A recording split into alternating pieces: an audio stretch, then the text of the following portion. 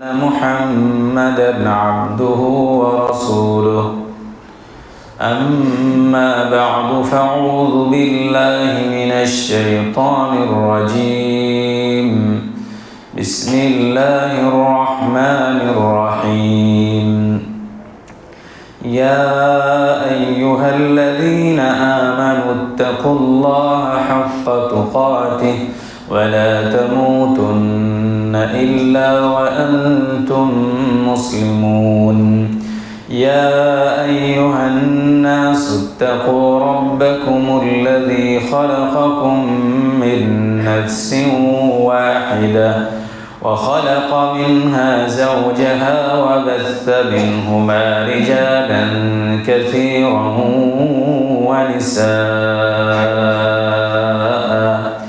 واتقوا الله الذي تساءلون به والأرحام إن الله كان عليكم رقيبا يا أيها الذين آمنوا اتقوا الله وقولوا قولا سديدا يصلح لكم أعمالكم ويغفر لكم ذنوبكم ومن يطع الله ورسوله فقد فاز فوزا عظيما وقال الله تبارك وتعالى في موضع آخر فأما من طغى وآثر الحياة الدنيا فإن الجحيم هي المأوى وأما من خاف مقام ربه ونهى النفس عن الهوى فإن الجنة هي المأوى.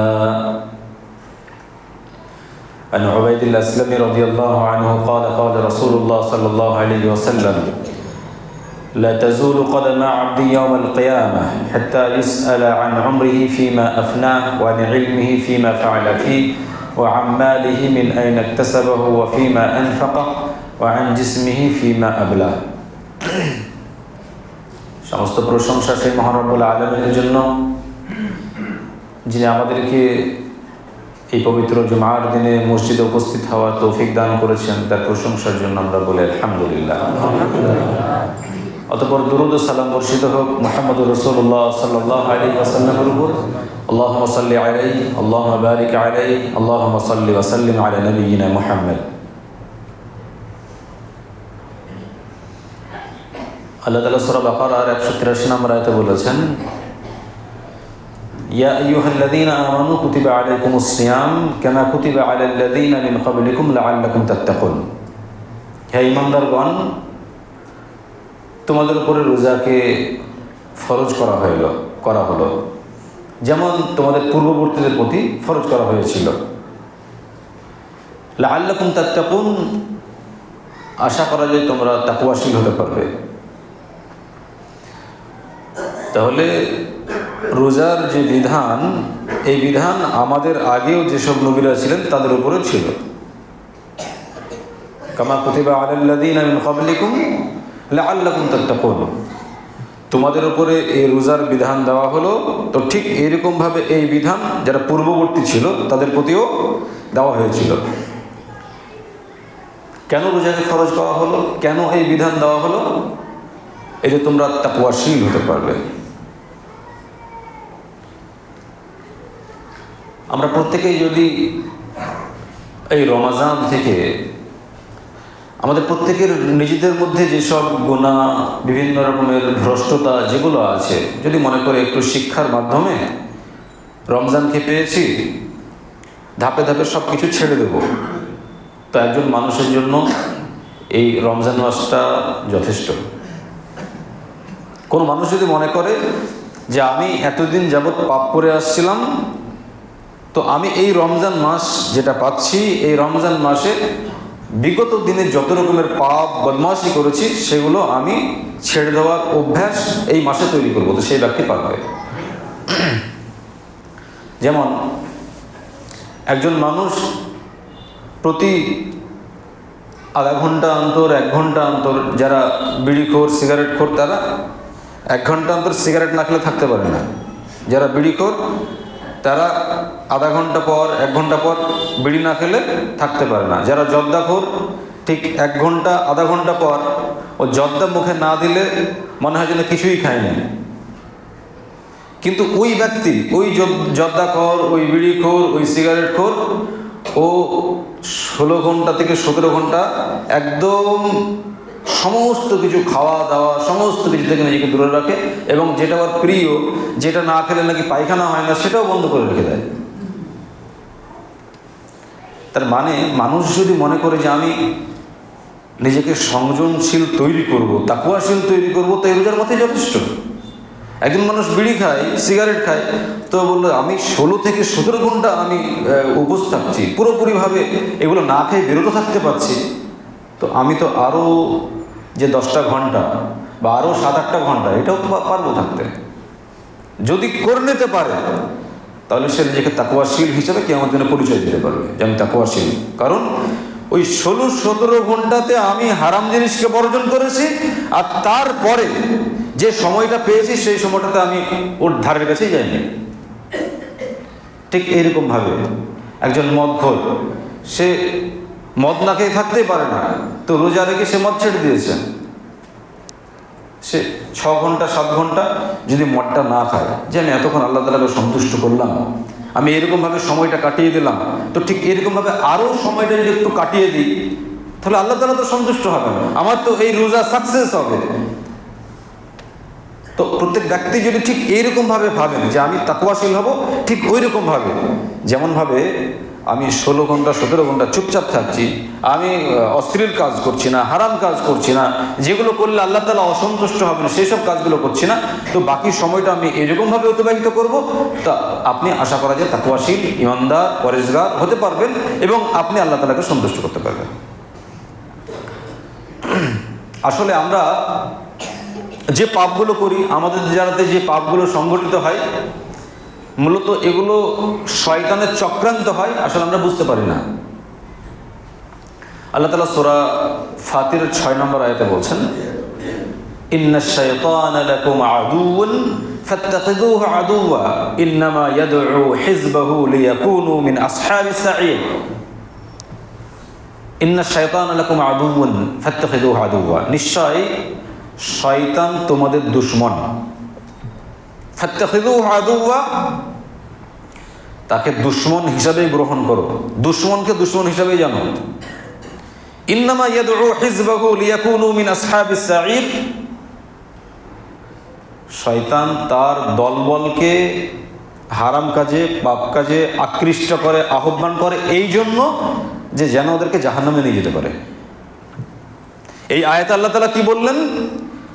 যে শয়তান তোমাদের দুশমন, আর শয়তানকে দুশমন হিসাবেই জানো, দুশমন হিসাবেই গ্রহণ করো যে ও আমার দুশমন, কারণ ও জাহান্নামে তোমাকে নিয়ে যাবে।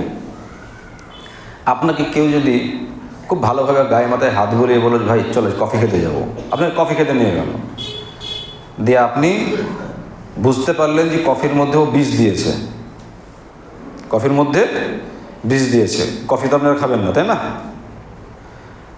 নেক্সট দিন আপনাকে বললো ভাই চলো আজকে কফি খেতে চলো, আপনারা যাবেন তার সঙ্গে? ও তো আমার দুশমন, ও তো কফির সঙ্গে বিষ দিয়ে দিয়েছিলাম, দেখে নিয়েছিলাম, আমি খেলে তো মারা যেতাম, তো ওই দুশমন আবার আমাকে ডাকছে, তাহলে যাবো কি করে ওখানে? কথাগুলো বুঝতে পারছেন না? পারছেন না? আপনাকে কেউ আহ্বান করলো যে ভাই চলো অমুক জায়গা থেকে বেরিয়ে আসি, আপনাকে নিয়ে যাওয়ার পরে ওই জঙ্গলে নিয়ে পিস্তল বের করলো, তোমার প্রতি আমার এই রাগ আছে, আজকে গুলি করে শেষ করে দেবো। তো আপনি কোনোরকমভাবে ওর হাত থেকে রক্ষা পেয়ে ছুটে পালিয়ে আসলেন, আপনাকে 6 মাস পরে যদি আবার বলে যে ভাই যা হয়েছে হয়েছে চলো আবার ঘুরিয়ে আসি, তো আপনার মনের মধ্যে একটা আশঙ্কা কাজ করবে, এই ভীতি কাজ করবে যে ও তো সুযোগ বুঝে আমাকে মারার জন্য নিয়ে গিয়েছিল, তো সেই সুযোগ আবার খুঁজছে, তাই আমাকে ডাকছে। তাহলে আপনি জ্ঞানী মানুষ অবশ্যই জানেন না। আপনি যদি জ্ঞানী নাও হন, একদম মূর্খ, তারপরেও যাবেন না, কারণ আপনাকে মারার ফন্দি কয়েকবারও এঁটেছে, সেই জন্য আপনি যাবেন না। আপনি ওকে দুশমন হিসেবেই গ্রহণ করবেন এবং আপনি সবাইকে বলবেন যে ওই ব্যক্তি আমার দুশমন, এরকমভাবে মারার চেষ্টা করেছিল, অতএব তোমরা ওর থেকে সাবধান থাকো। তো আল্লাহ তাআলা বলছেন ইন্নাশ শাইতানা লাকুম আদুউন ফাত্তাখিযুহু আদুওয়া, নিশ্চয় শয়তান তোমাদের দুশমন, আর শয়তানকে দুশমন হিসাবেই জানো, কারণ শয়তান চায় যে তার দলবলকে খারাপ কাজের জন্য আহ্বান করে ও জাহান্নাম পর্যন্ত পৌঁছে দেবে। একটা জিনিস মাথায় রাখবেন, আমরা যারা এখানে উপস্থিত আছি প্রত্যেক ব্যক্তি কোনো না কোনো দিক থেকে শয়তানের প্ররোচনায় পড়ে কোনো না কোনো গুনাহ করছি, বুঝতে পারছি না। যেমন একজন মদখোর মদ খায়, লোকে জানে যে লোকটা মদখোর মাতাল, লোকে জানে যে লোকটা মাতাল মদখোর ও গুনার কাজ করছে। একজন পরেজগার মানুষ বলে যে লোকটা কত বড় বদমাশ, ও মদ খাচ্ছে, আল্লাহর কি ভয় হয় না? তাহলে একজন পরেজগার মানুষ, উনি মদকে ঘৃণা করেন, মদ খান না, উনি মদ খাবেনও না, কিন্তু ওই পরেজগার মানুষকে শয়তান মদ দিয়ে ভ্রষ্ট করতে পারবে না। পরেজগারকে মদ দিয়ে ভ্রষ্ট করতে পারবে না, কারণ শয়তান জানে যে ওর মুখে দাঁড়িয়ে আছে, 5 ওয়াক্ত নামাজ পড়ে, ওই ব্যক্তিকে মদের নেশা লাগিয়ে আমি ওকে ভ্রষ্টতার দিকে নোংরা কাজে নিয়ে যেতে পারবো না। সেই জন্য একজন পরেজগার মানুষকে শয়তান ওর কি ট্রিটমেন্ট করা যায়, সেই জন্য ওর ট্রিটমেন্ট আলাদা আছে। একজন পরেজগার মানুষকে হয়তো বিদাত করালো, তো ও যেমন মদ খেয়ে জাহান্নামে যাবে, তো একজন পরেজগার মানুষ এই বেদাত করে জাহান্নামে যাবে। একজন মানুষ বিড়ি খায়, একজন মানুষ সুদ খায়, তো সবাই জানে যে সুদখোর জাহান্নামে যাবে, বিড়িখোর এর জন্য শাস্তি পাবে, জাহান্নামে যাবে, গাঁজাখোর ও যাবে জাহান্নামে, জানে। কিন্তু একজন পরেজগার মানুষকে তো আর বিড়ি গাঁজা সুদ এগুলো দেওয়া যাবে না।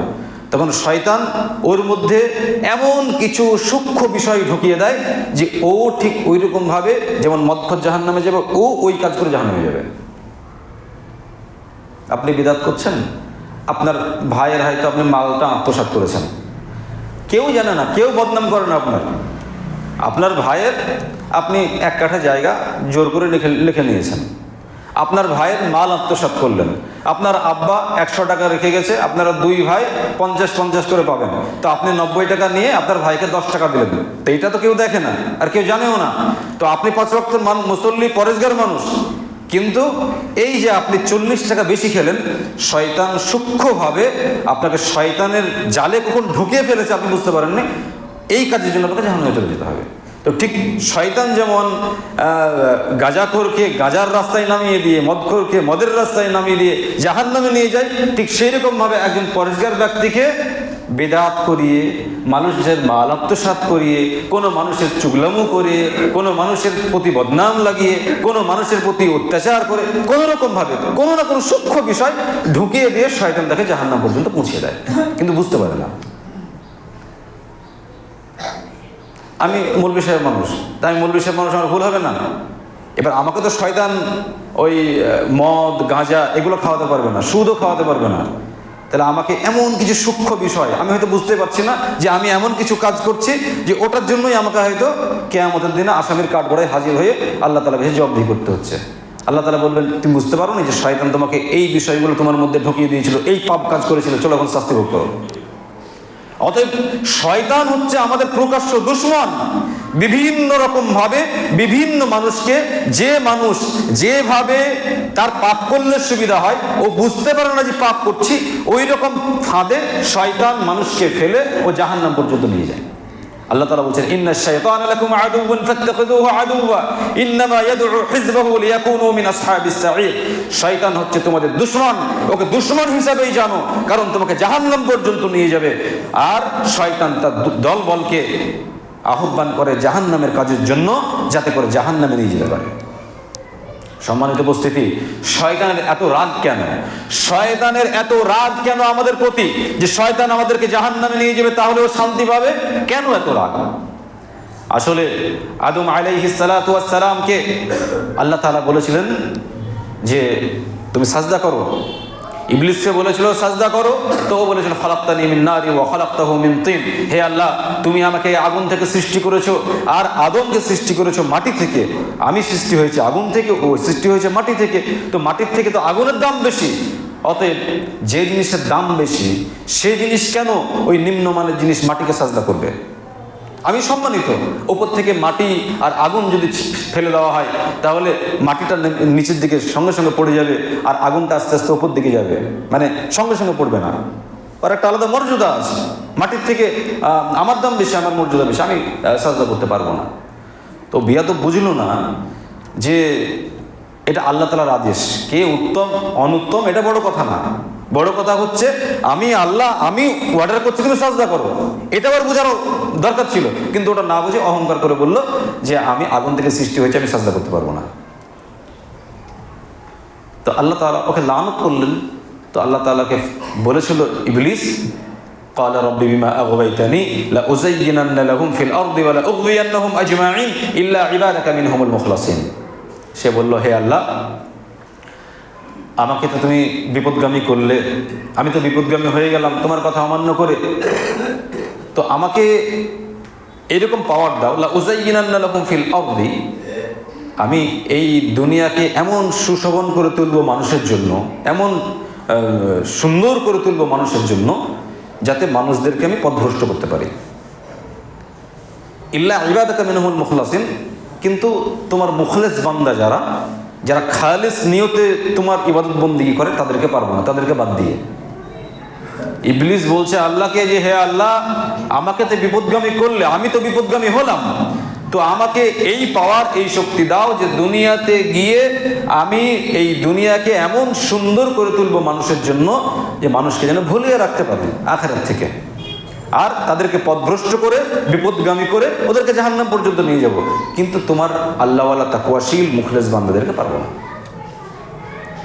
সম্মানিত উপস্থিতি, আপনি যখন কোনো খারাপ কাজ করতে যাবেন, আপনি জানবেন যে এই খারাপ কাজের পেছনে আপনার সব থেকে বড় দুশমন ইবলিস রয়েছে, শয়তান। যেমন একটু আগেই বললাম যে আপনার খুব কাছের বন্ধু যদি আপনাকে খাবার খাওয়াতে গিয়ে খাবারের সঙ্গে বিষ মিশিয়ে দেয়, তা আপনি যেমন তাকে বিশ্বাস করবেন না, বিশ্বাস উঠে যাবে। এমনকি আপনার স্ত্রী যদি একবার দুবার খাবারের মধ্যে বিষক্রিয়া, মানে ওই ঘুমের ট্যাবলেট, বিষ এই জাতীয় মিশিয়ে দেয়, আপনাকে খেতে দেয়, আর আপনি যদি দেখে নেন, তাহলে আপনি ওই স্ত্রীকে আর গ্রহণ করবেন না, যে কোনো সময় আপনাকে মেরে দিতে পারে, আপনি দুশমন হিসাবেই জানবেন। তো দুনিয়ার ব্যাপারে জ্ঞানী অজ্ঞানী, শিক্ষিত অশিক্ষিত সবাই বুঝে যে কেউ যদি আমাকে মেরে ফেলার জন্য চক্রান্ত করে তাহলে তার সঙ্গে আমার বন্ধুত্ব নেই। তো যে শয়তান আপনাকে বারবার হারাম কাজ করাচ্ছে, যে শয়তান আপনাকে সব সময় জাহান্নামের রাস্তায় পরিচালিত করছে, তো সেই শয়তানের জন্য আপনার ভয় হয় না যে ও তোমার প্রকাশ্য দুশমন, এইরকমভাবে আমার সঙ্গে বন্ধুত্ব করে দুনিয়াকে ও সুন্দর করে আমার সামনে উপস্থাপন করছে, আমি ওটা করলে নাকি আনন্দ পাবো, কিন্তু ওটার জন্য তো আমাকে জাহান্নামে যেতে হবে, এটা কেন বুঝছেন না? যেমন রমজান মাসে দেখবেন অনেক মানুষ, খুব কঠোর হৃদয়ের মানুষ পর্যন্ত নামাজ পড়ে। আপনারা জানেন যে শয়তানকে রমজান মাসে আল্লাহ তাআলা বেঁধে রাখেন, ওদের ওয়াসওয়াসা থেকে মানুষ দূরে থাকে। সেই জন্য রমজান মাসে মাশাআল্লাহ 1 মাস রোজাও রাখছে, নামাজও পড়ছে, যেমন রমজান হয়ে যায় আবার যেমন ছিল তেমন হয়ে যায়। তার মানে আপনাকে বুঝতে হবে যে শয়তান আমার যে কত বড় দুশমন, আমার কত বড় দুশমন। একটা মাস আমি রোজা রাখতে পারলাম, নামাজ পড়তে পারলাম, আর তারপরে আবার সেই কাজটা ছেড়ে দিচ্ছি কি করে? এটা হয় কি করে? তার মানে আমাকে শয়তান আমার পিছনে লেগে আমাকে আমার প্রতি দুশমনি করে আমাকে জাহান্নাম পর্যন্ত নিয়ে যেতে চাইছে। বড় আফসোস লাগে যে বিশেষ করে যারা যুবক শ্রেণীর, তারা শয়তানের কত রকম ফাঁদে যে পড়ে আছে এর কোনো হিসাব নিকাশ নেই। মুহাম্মদ রাসূলুল্লাহ সাল্লাল্লাহু আলাইহি ওয়াসাল্লাম বলেছেন, মান লাইবা বিন নারদাশির ফাকান্নামা সাবাগা ইয়াদাহু ফি লাহমি খিনজিরিন ওয়া দামিহি। মুসলিমের 2260 নম্বর হাদিস। যে ব্যক্তি পাশা, দাবা, লুডু, ক্যারাম এই জাতীয় খেলা খেললো, সে যেন তার হাতটাকে শুয়োরের রক্তে বা মাংসে রঞ্জিত করে নিল, কালারিং করে নিল। এটা কে বলছেন? মুহাম্মদুর রাসূলুল্লাহ সাল্লাল্লাহু আলাইহি ওয়াসাল্লাম। তাহলে আমরা মুহাম্মদুর রাসূলুল্লাহ সাল্লাল্লাহু আলাইহি সাল্লামকে সম্মান করি না শয়তানকে সম্মান করি? মানে আমি আপনাদেরকে যেটা বলছি সেটা হচ্ছে, শয়তান বিভিন্ন রকমভাবে ফাঁদে ফেলে আপনাকে জাহান্নামের রাস্তায় নিয়ে যাবে, আল্লাহ এবং তার রসুল থেকে আপনাকে ভুলিয়ে রাখবে। তো ক্যারাম, লুডু, দাবা, যত রকমের খেলা আছে, আঙ্গুলের খেলা, এগুলো যারা খেলে তারা হচ্ছে মুহাম্মদুর রাসূলুল্লাহ সাল্লাল্লাহু আলাইহি সাল্লামের নাফরমান, আল্লাহর নাফরমান। তাদের হাতগুলোকে সব সময়তে ওই শূকরের রক্তে আর মাংসে রঞ্জিত করে, কালারিং করে। তো কেউ যদি বলে যে না আমি আল্লাহ রসুলকে সম্মান করি না, শয়তানকে সম্মান করি, তো তার জন্য আর কোনো উপদেশ নেই। কেউ যদি বলে আমার কাছে আমার বন্ধু হচ্ছে আমার শয়তান, ঠিক আছে, তার জন্য আমার কোনো উপদেশ নাই। তুমি শয়তানের বন্ধু হয়ে থাকো, তুমি ক্যারাম, লুডু, তাস এই জাতীয় খেলা খেলো, কোনো সমস্যা নাই তোমার জন্য। তুমি যদি বলো যে আমি আল্লাহ রসুলের উম্মত, আমি মুহাম্মদুর রাসূলুল্লাহ সাল্লাল্লাহু আলাইহি ওয়াসাল্লামকে সম্মান করি, যে তিনি আদর্শ মডেল, তিনি আমার জন্য একজন আদর্শবান নবী, তিনি যে শিক্ষা দিয়েছেন সেই শিক্ষা অনুযায়ী আমাকে জীবনযাপন করতে হবে, তাহলে তুমি শয়তানের রাস্তা ছেড়ে দিয়ে মুহাম্মদুর রাসূলুল্লাহ সাল্লাল্লাহু আলাইহি সাল্লামের আদর্শের দিকে ফিরে এসো। মানুষ কেন বোঝে না? মানুষকে এত বোঝানো হয়, তারপরে বোঝে না কেন? যে প্রত্যেকটা বিষয়ে একজন মানুষ শয়তানের সব সময় পদঙ্ক অনুসরণ করছে। আল্লাহ সাল্লাল্লাহু আলাইহি সাল্লাম বলছেন, মানে শয়তানের ফাঁদের কথা বলছে, আল মারআতু আওরা ফাইদা খারাজাত ইস্তাশরাফাহা শাইতান। মহিলারা হচ্ছে গোপন বস্তু। আল মারআতু আওরা, মহিলারা হচ্ছে গোপন বস্তু। ফাইদা খারাজাত, যখন একজন মহিলা বাড়ি থেকে বের হয়, ইস্তাশরাফাহা শাইতান, তখন শয়তান ওই মেয়েটাকে পুরুষদের কাছে সুশোভন করে তোলে, সুন্দর করে তোলে। একটা মেয়ে যখন বাড়ি থেকে বের হয়, তখন পুরুষদের দৃষ্টিতে ওই মেয়েটাকে সুন্দর করে উপস্থাপন করে। এখন আপনার স্ত্রী যদি মুর্শিদাবাদের সব থেকে টপ র্যাঙ্কের সুন্দরী হয়, বিশ্ব সুন্দরী হয়, আর আপনি বাইরে বসে আছেন, একটা কালো কুৎসিত মেয়ে আপনার সামনে দিয়ে চলে যাচ্ছে, তো ওই মেয়েটাকে দেখবেন, দেখে আপনি বলবেন যে না মেয়েটা দেখতে ভালো, অমুক তমুক, আপনি মনের মধ্যে একটা সংকল্প তৈরি করবেন যখন তাকে দেখবেন। আপনি এটা কে তৈরি করে? শয়তান তৈরি করে। মুহাম্মদুর রাসূলুল্লাহ সাল্লাল্লাহু আলাইহি সাল্লাম বলছেন যে শয়তান, একটা মহিলা যখন রাস্তায় বেপর্দাভাবে বের হয়, একটা মহিলা যখন তার শরীরের অঙ্গ প্রত্যঙ্গ দেখিয়ে বের করে, মানে পুরুষদের সামনে উপস্থাপন করে, তখন একটা পুরুষের কাছে সেই মহিলার গঠন, আকৃতি, সৌন্দর্য যাই থাক না কেন তার কাছে, সেটা সুন্দর হোক আর অসুন্দর হোক, ওই পুরুষের কাছে ভালো করে তোলে। এটা হচ্ছে শয়তানের চক্রান্ত। সেই জন্য দেখবেন একজন যুবক, খুবই সুন্দর যুবক, ভালো ছেলে, দুটো ছেলে, তিনটে ছেলের মাকে নিয়ে চলে যায়, কারণ শয়তান ওই মেয়েটাকে ওর কাছে ওইরকমভাবে উপস্থাপন করেছে যে মেয়েটা খুবই সুন্দর, এই মেয়েটাকে নিয়ে সংসার করলে তুমি সুখে থাকবে।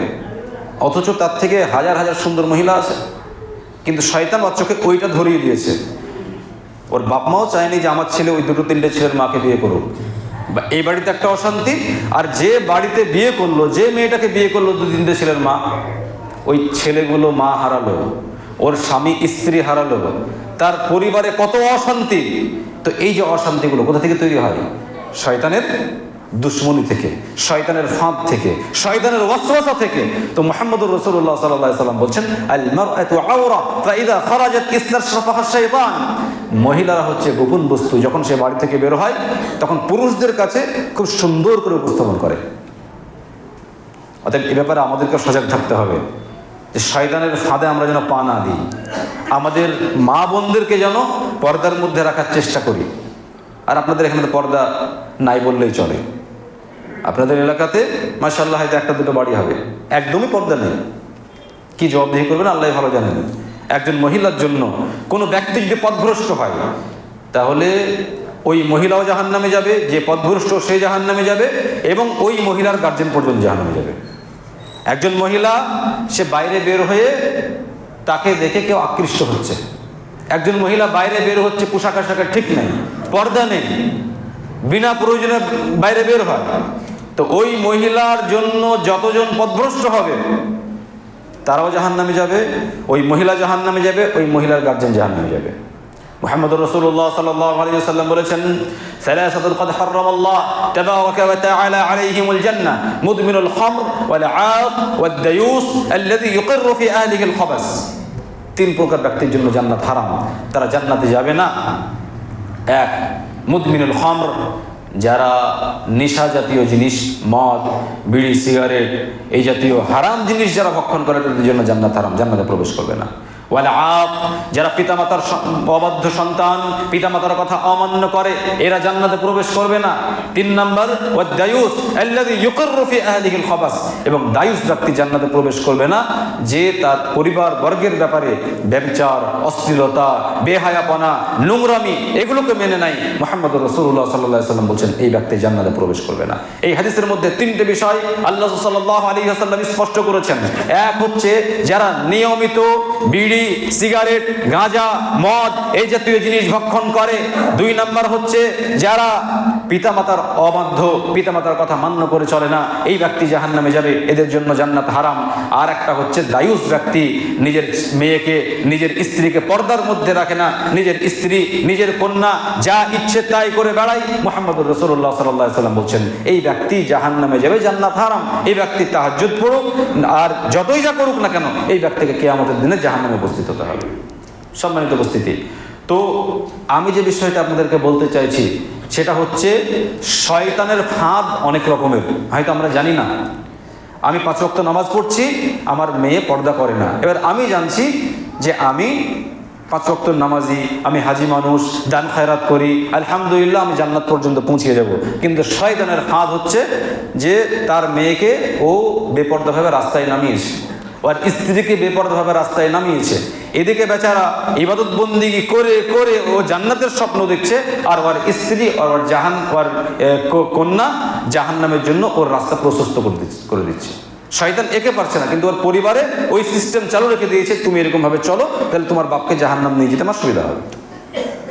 সম্মানিত উপস্থিতি, শয়তানের প্রতিটি সেক্টরে বিভিন্ন রকমভাবে ওয়াসওয়াসা দিয়ে মানুষকে জাহান্নামে নিয়ে যাওয়ার যে ফাঁদ তৈরি করেছে, এই ফাঁদগুলো যদি আমরা ঠিক বুঝতে পারি তাহলে আশা করা যায় আমরা দুনিয়াবী জীবন এবং আখিরাতের জীবন 2 জায়গায় সাকসেস হতে পারবো।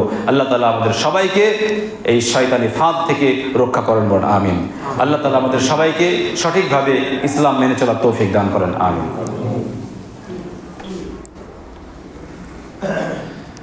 আলহামদুলিল্লাহ রাব্বিল আলামিন ওয়াসসালাতু ওয়াসসালামু আলা রাসূলিহি মুহাম্মদ ওয়া আলা আলিহি ওয়া আসহাবিহি আজমাইন। মুহাম্মদ রাসূলুল্লাহ সাল্লাল্লাহু আলাইহি ওয়াসাল্লাম বলেছেন, লা তাজুলু কদামা আবদি ইয়াওমাল কিয়ামাতি হাত্তা ইউসআলা আন উমরিহি ফীমা আফনা।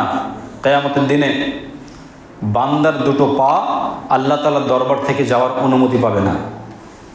আল্লাহ তাআলার দরবার থেকে যাওয়ার অনুমতি পাবে না যতক্ষণ না আল্লাহ তাআলার কয়েকটা প্রশ্নের উত্তর না দেবে। তার মধ্যে একটা হচ্ছে ওয়ান উমরিহি ফীমা আফনা, বান্দা বলো তোমার বয়সটা কোন কাজে শেষ করেছো। কিয়ামতের দিন আল্লাহ তাআলা প্রত্যেক ব্যক্তিকে তার বয়স সম্পর্কে জিজ্ঞাসা করবেন, তোমাকে যে বয়স দিয়েছিলাম, সময় দিয়েছিলাম, এটা কোন কাজে তুমি শেষ করেছো। প্রত্যেকটা ব্যক্তিকে আল্লাহ তাআলা কিয়ামতের দিনে জিজ্ঞাসা করবেন, বলো তোমার বয়সটা তুমি আল্লাহ তাআলার ইবাদত বন্দেগীতে না হারাম কাজে, শয়তানের ওয়াসওয়াসাতে, শয়তানের পদঙ্ক অনুসরণ করে তুমি তোমার বয়সটাকে অতিবাহিত করেছো। আল্লাহ তাআলা জিজ্ঞাসা করবেন প্রত্যেক ব্যক্তিকে, কোনো ব্যক্তি এ থেকে নাজাত পাবে না। এবার আপনি কি কি করেছেন সেটা আল্লাহ তাআলাকে এবার বলবেন।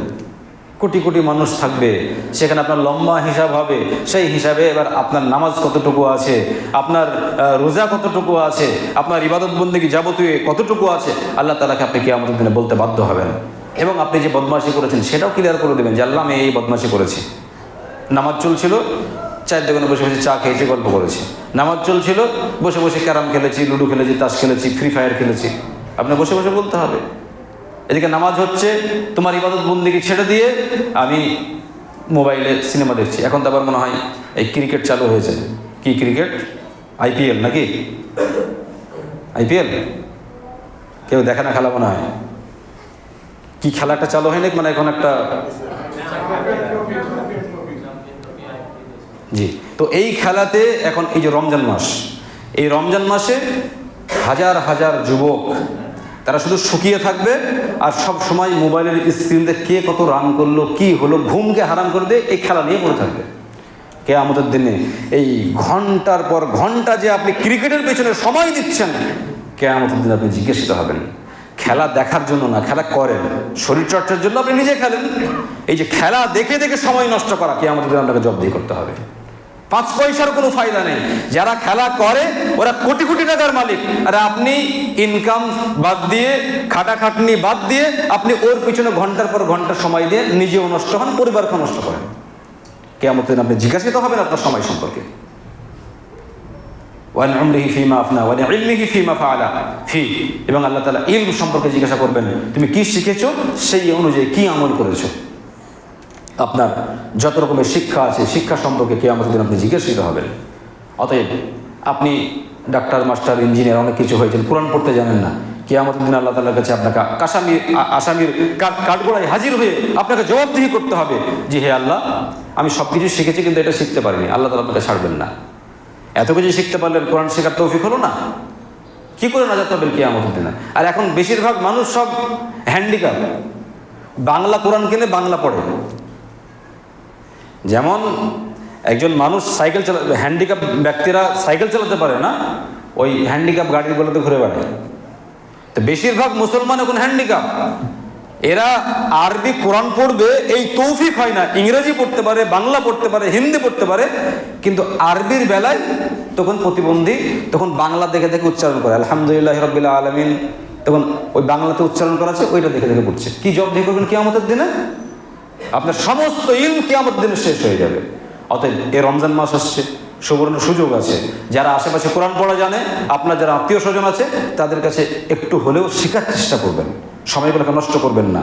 এই খেলার পেছনে, অন্যান্য কাজের পেছনে সময় নষ্ট না করে এই পবিত্র রমজান মাস, এই রমজান মাসে ইবাদত বন্দেগী করে আল্লাহ তাআলাকে সন্তুষ্ট করার চেষ্টা করেন এবং কোরআন শিক্ষা করার চেষ্টা করেন। আল্লাহ তাআলা আমাদের সবাইকে সঠিকভাবে ইসলাম মানার, ইসলামের প্রতি আমল করার তৌফিক দান করেন। আমিন।